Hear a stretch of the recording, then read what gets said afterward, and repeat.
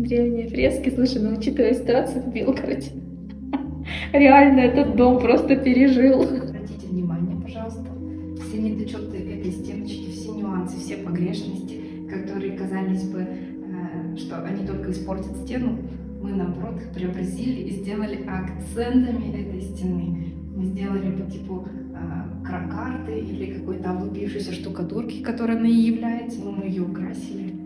И наоборот, подчеркнули. Подлапали, получается. И стало очень красиво. Это всем любителям потертостей, неровностей, шероховатостей посвящается. Да, старого бомжатского стиля, да? Да, это мой стиль, я его очень люблю.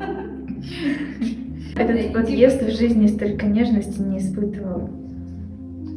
Ни в цветах, ни в прикосновениях. В подъезде. У людей дома такого нет. А здесь в подъезде.